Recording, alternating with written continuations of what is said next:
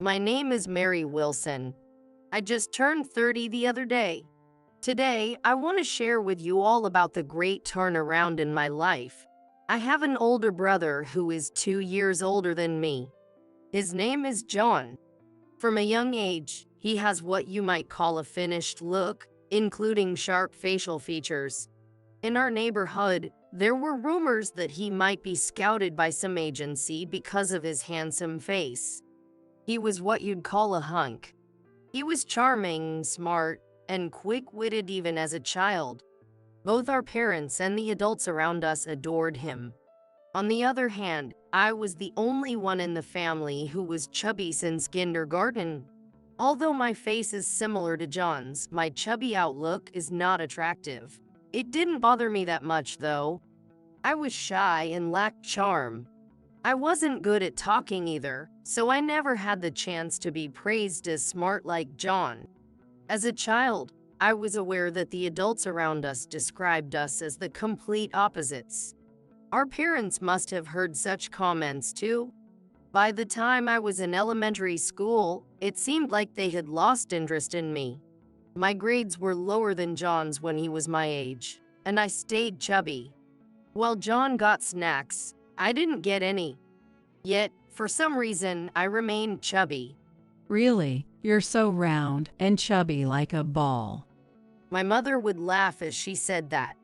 As a child, I didn't quite understand what that meant, and I just felt vaguely happy that she was laughing, but looking back, I was just being made fun of. John got new clothes and shoes for his birthday, for scoring a goal in his soccer club, just about any reason. Meanwhile, even though I was a girl, I got nothing but hand-me-downs, even shoes from John. I can't remember how many times I tripped because the shoes didn't fit. The only thing that was mine alone was the backpack my grandparents gave me before they passed away. It was my treasure. Eventually, after graduating from elementary school, John went on to a private middle school. He was accepted into a well-known, academically excellent school, and our parents were thrilled. At that time, John was so cute, like a celebrity, and he even received some offers to become a child model. Thanks to this, my parents, especially my mother, would often deliberately walk down busy streets with John. It was as if she was saying, "Hey, look how cute my son is." Meanwhile, I can't recall ever going out with my mother. Maybe when I was a baby, but I have no memory of it since I could remember. Next time, let's take Mary too. John said that once. Thinking back, he must have realized, even as a child, that I was being neglected by our parents. Sure, one day. My mother replied with an obviously reluctant face to his suggestion. I didn't feel happy about John's considerate words. Instead, I just felt a deep sense of misery as a child. A few years later, I became a middle schooler too. Unlike John, I went to a regular public middle school. From the start, it seemed like my parents had no expectations for me and had no intention of letting me take entrance exams. You know we can't spend money on you. My father had declared. I never wanted to go to a private school, but being told this from the start made me feel like my life was being shut down. When I was little, I vaguely thought, is this what it's like to be a sister? I knew nothing about other families. By the time I realized it, the abnormalities of my family had become the norm. During this time, as a teenager, I finally started to wonder, why am I the only one treated differently? But my parents' treatment of me only got harsher. My mother was a stay-at-home mom and should have had the time. Yet she frequently made me do the household chores and run errands while she went out with friends. My father, on his part, would scold me whenever I wanted to go out with friends, asking, "Who's going to do the chores?" John always cared for me, helping out and even arguing with our parents on my behalf, but they never listened to him when it came to me. Eventually, after John went on to attend one of the top schools in the county, It seemed he no longer had the capacity to pay attention to home affairs, let alone to me. And that's when I really began to know what hell was like. It started with the missed parent-teacher conference incident. In any other family, a parent missing a parent-teacher conference would be a significant event. But to my parents, it was more like, we're not going, so what? So it wasn't even considered an incident.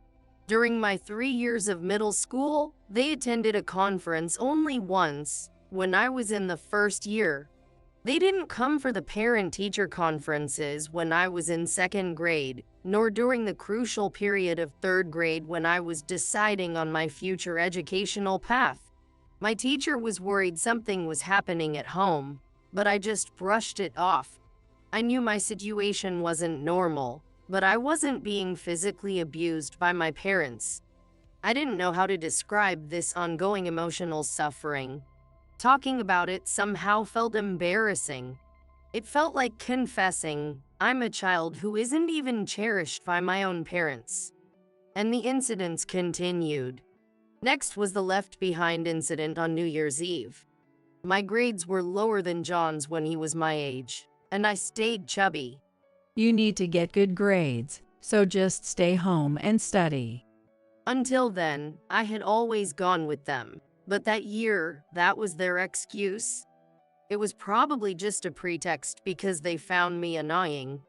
Thanks to that, I ended up spending New Year's Eve alone. If I had suggested hanging out with friends on such a day, I felt like I would be admitting, I'm a lonely child left behind. I held onto my painful feelings, watching the annual New Year's Eve countdown show alone, and fell asleep with a few tears. It was the next morning. Ding dong, ding dong. The doorbell rang over and over, and I jumped out of bed. It was too early for my family to return, so I nervously checked who was on the intercom. There stood my maternal uncle and his wife. What's going on?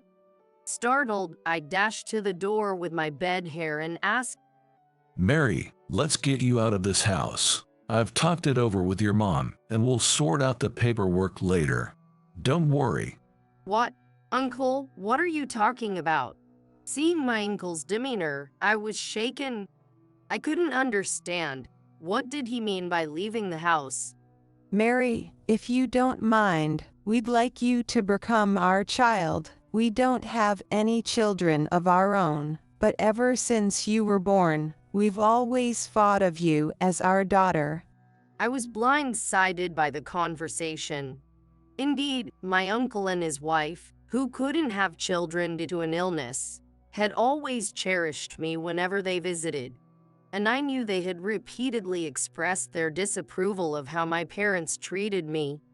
While John was always the center of our parents' attention, it was my aunt who played with me when I felt alone, and my uncle who bought me trendy snacks and cute clothes. I have far more fond memories with this aunt and uncle than with my own parents. Your mom and dad were with me until just now. My uncle explained. They're saying they won't let you go to college. They said once you turn 18, they plan to make you work. We can't just ignore this. You have the right to go to school, and you shouldn't have to sacrifice yourself for the family. I wondered if this was what it meant to be stunned into disbelief. I couldn't believe my parents intended to rob me of my future. That's why they hadn't come to any parent-teacher conferences during those few years. My parents weren't interested in me, nor in my dreams or hopes. They had plans for me to work hard like a draft horse. I just collapsed right there, and my aunt and uncle knelt down beside me. We're not your real parents, and you might feel obligated, but we will absolutely make you happy.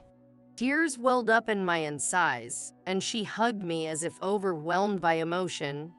You have the right to be happy, Mary. We should have come for you sooner. If you don't mind, we'd like you to be our daughter. My uncle, with tears in his eyes, looked straight at me and said that, had I ever been so earnestly wanted by an adult in my life? I was just over 10 years old, but it was clear what I should choose. I decided to be adopted by my aunt and uncle. 10 years have passed since then. Since they took me in, my aunt and uncle have given me so much love and fun experiences. My aunt enjoyed picking out clothes for me and took me shopping on holidays, while my uncle, who had always wanted to drink wine with his daughter, prepared a bottle from the year I was born for my 21st birthday. We went on trips together, and my uncle, who was surprisingly childlike, took me to zoos and aquariums even when I was in high school. These are unforgettable memories I never had with my real parents. At first, I called them aunt and uncle, but gradually, I couldn't think of them as anyone but my parents. Now I call them mom and dad. I heard that when my biological parents returned to visit, they drunkenly told my adoptive parents, Mary is hopeless, you know, no charm, and her looks are just so-so, no presence, you know, and not smart either. Honestly, we don't need a dumb daughter. We have our excellent eldest son. My adoptive parents were furious at these words, but my biological parents, unabashed, started saying they wouldn't send me to college, which led to the adoption. Despite it being the middle of New Year's Eve, my sober aunt drove to get me, and I am truly grateful. I want to repay these important parents even a little. I want to be a daughter they can be proud of. So I studied hard in high school. Honestly, there was so much going on when it was time to advance to high school that I couldn't focus. That's why, after advancing to high school, I decided to secure a future that would not embarrass my adoptive parents and set goals. My efforts paid off, and I got into a prestigious national university. But that alone seemed too insignificant to express my gratitude to my adoptive parents, my dear parents. I wanted them to have an easy life in the future. With that determination, I continued to study hard in college, obtained a meteorologist license, and now I'm appearing on TV as a meteorologist.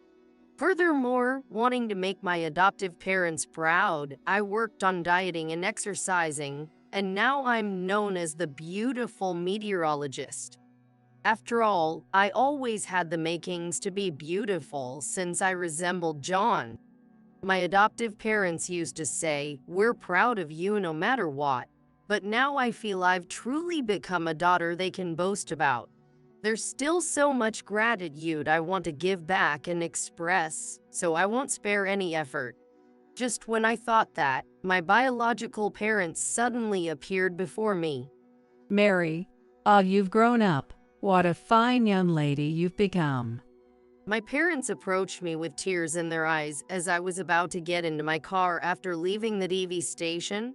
I was so taken aback by the sudden encounter that I couldn't keep up with what was happening. Honestly, it had been so long that I didn't recognize them at first. I saw you on TV and was shocked. John said, "That's Mary. Can't believe you've become such a beauty. And a meteorologist too. That's incredible." My father was patting my shoulder as if to say, "That's my daughter." Really, you're truly our daughter. We're so proud. They really said it. I couldn't hide the disgust on my face as I glared at them. They didn't seem bothered and kept pushing the conversation. Since we've met, why don't we have a meal at the restaurant up ahead? Right. You must be earning well as a meteorologist. What's the point of waiting like a stalker and then acting like it's a happy coincidence we met? Even after suggesting we have a meal at a restaurant, when they hinted about my salary being high, it just sounded like they were planning to leech off me. Well, I wouldn't let them. I needed to push them away so firmly they'd never want to meet me again. That's when an idea popped into my head. Oh, I could use this tactic. "Mom, Dad, it's nice to see you, but I have another job today, so I can't join you for dinner. Sorry." Of course, there's no other job. Well, there is a reservation I made at a fancy restaurant for my beloved aunt and uncle's anniversary. Oh, that's too bad. My mother nearly clicked her tongue, which I didn't miss. How about I get your contact information? I'm having a small party for my birthday soon, with some people from the TV station. It'll have great food and be quite fancy. I'd love to invite you both. At this suggestion, my parents' eyes lit up. Really? Wow, that's kind of you. Actors and such will be there since it's a TV station. Huh? Dad, of course, they'll be there. My parents were smiling and excited. No actors were coming. It's a small party for meteorologists. Mostly newspaper and TV station staff would be there. At most, some announcers and hosts might be the most famous people attending. I smiled back at my parents without a word, reflecting their expectations. See you at the party then. With that, I left. 1 month later, as planned, I rented out the venue, and my birthday party took place. Although it was a small-scale event, renting a venue meant that quite a few people gathered. Mary. There came my parents, strutting around as if they owned the place. Look, we're this child's parents, they seemed to say. It was so irritating. Mom, Dad, welcome. Could you head to the green room right away? They'll do everything from your makeup to your outfit. The clothes you're wearing are nice, but there are branded clothes for rent, so take the chance to enjoy the vibe. My proposal brought wide smiles to their faces. So predictable. They were visibly thrilled. Wow, branded clothes. I hardly ever get to wear such things. I wonder if they'll look good on me. Holler, Mom's gotten a bit chubby, though. Oh, stop it, Dad. You both still look young and beautiful, so I'm sure it'll suit you. I complimented them as they exchanged those words. They nodded as if they had been waiting for those words. As a child, I was too scared of being disliked more, so I couldn't see my parents clearly nor understand their thoughts. But now, they seem quite simple to me. They are the type of people who easily wag their tails for luxury, power, or beauty things everyone likes. After having their hair and makeup done, my parents returned to the party venue in high spirits. My mother wore a light pink, off-the-shoulder miniskirt dress typically worn by younger people. The result was a look that was outrageously inappropriate for her age. The sagging skin on her knees didn't quite hide her age. My father chose a flashy tie with yellow and green geometric patterns and a bright red suit. He was the only one at the venue in such flamboyant colors. Even without a dress code, it's unlikely anyone else would choose such a poor combination of attire. The clothes were indeed branded, but they were picked up from a second-hand shop. I had arranged everything myself. Please dress my parents in these. They're memorable clothes from a family party we attended when I was little. By saying that, neither the makeup nor the wardrobe staff questioned anything. Of course, I have no such memories of going to a party with these parents. But a lie can serve a purpose. My parents, believing they were wearing brand name clothes, didn't doubt it. You look great, I repeated casually. It's flashy and a bit embarrassing, but if you say it's okay, then it's fine. They seemed not to mind at all. Once, they would listen to anything the successful John said. Now that attention is directed towards me, the successful one. As the party began, and it was my turn to speak as the honoree of the day, I have a special message for you today, so please listen carefully. Before I went up to the stage, I held their hands and said this. What? They were surprised, and they looked up happily as I took the stage. Ladies and gentlemen, thank you for gathering here today for my birthday party. I also want to thank everyone who helped plan this event. Too formal. You're not usually like that. At my words, my friends chimed in with their teasing. It's business as usual. I responded, playing along, and then turned towards my parents. My parents are also here today. There they are. I pointed them out as I said that, and the lighting crew cleverly spotlighted them. Those are my shameless parents who, despite abandoning me as a teenager, found out I was on TV and even ambushed me. At my words, the room buzzed with whispers. It's no surprise, as I had rarely shared my past with anyone but close friends. What, Mary? How can you say that? My mother stood up, and my father was stunned. Ever since I was about to start kindergarten, those two always compared me unfavorably to my accomplished older brother and oppressed me. I was the only one who didn't get snacks, and I had to wear my brother's hand-me-downs. Despite this, I loved my parents as a child because parents are everything to a child. But in middle school, they continuously forced me to do household chores and eventually said they wouldn't let me go to college. They didn't even come to the parent-teacher conferences. Then, concerned about me, my aunt and uncle adopted me as their daughter. It's odd to say, but I'm usually very cheerful. That's because my aunt and uncle took me in and constantly showed me love, teaching me that I'm not a worthless child. Because of them, I gained confidence, overcame my shyness, and became more outgoing. Therefore, my usually cheerful demeanor was quite shocking to everyone at the venue. The worst. The outfit they're wearing to their daughter's birthday party is just inappropriate. Immediately, voices of condemnation towards my parents began to be heard. Unable to withstand the stares of those around them, my parents looked down, trembling. But now, I am grateful to those two. Because of them, I was fortunate to have my aunt and uncle. No, my truly important parents, and I came to know the warmth of a family. At those words, my parents gave me a look as if to say, "So we're important parents too, huh?" I quietly returned their gaze with a smile. "Carl from Daily Info, are you here? Please turn all of this content and the photos into an article. Consider it a birthday gift to me."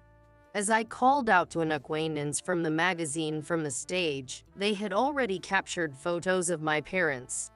Stop it. Don't take pictures. My parents panicked, desperately trying to hide their faces. "Such poor sports," I yelled at them. When I was little, no matter how much I hated something and said stop, you forced me to continue. It's incredibly hypocritical to allow yourselves to do that but say it's not okay when it's done to you. My mother was tearful at my rebuke. I'm sorry. Please don't make it an article. Your mom and dad will be blamed too. You wouldn't want your parents to go through that, right? I was astounded by her plea. "Do you really think I still consider you my parents? You neglected your duties as parents and abandoned everything. My parents are my aunt and uncle. Only those two are my mom and dad. Stay out of my life forever." Before I knew it, I was overwhelmed by memories and gratitude towards my aunt and uncle, and tears were naturally streaming down my face. Seeing this, the attendees forcibly removed my parents from the venue. It's over, truly over this time. I have completely severed my ties with those people. As a child, I cut ties under the protection of my aunt and uncle. But this time, I was truly able to distance myself from those people using my own strength. Despite the sense of accomplishment and gratitude towards my aunt and uncle, and pride in how much I've grown, tears welled up. But I felt incredibly refreshed. Are you sure about this? Later, the magazine asked, but I asked them to go ahead and publish my story. It turned out to be quite sensational, covered by various programs, and there were concerns about my image being damaged. But in reality, the articles and news were mostly favorable to me, describing me as the girl who turned her life around, approaching a modern Cinderella, and my reputation only increased. Meanwhile, those two supposed parents moved houses because they were looked down upon by neighbors after my article was published. The rumor spread quickly at my father's workplace, and he was pushed into retirement. My mother had always been a housewife. As they are now both unemployed, they barely managed to live off their savings, or so I heard from John. Yes, even after being adopted, John was the only one who cared about me, visiting the home I shared with my aunt and uncle. Initially, he said he wanted to live together again, but soon he realized, it's better for you to be in this home, Mary, and was happy that I had made the right choice to be adopted. He even helped me with my studies during my college years. He's truly my dear brother.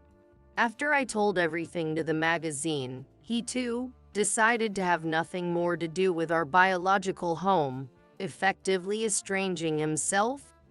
The next time I meet our parents might be at their funeral. He joked, but knowing him, he probably wouldn't even attend that.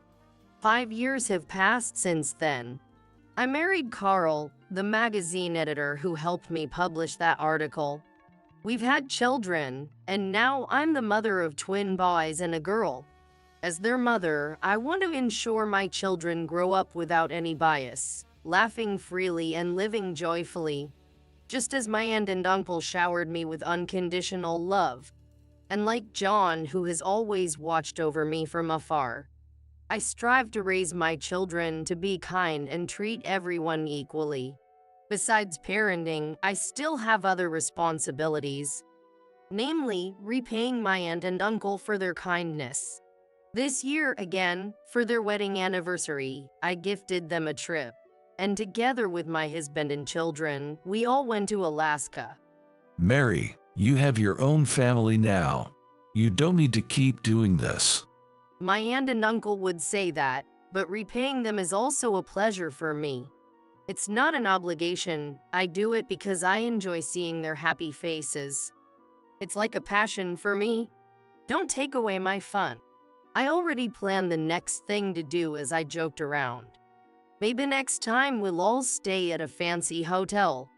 There's still so much more I want to do with my family,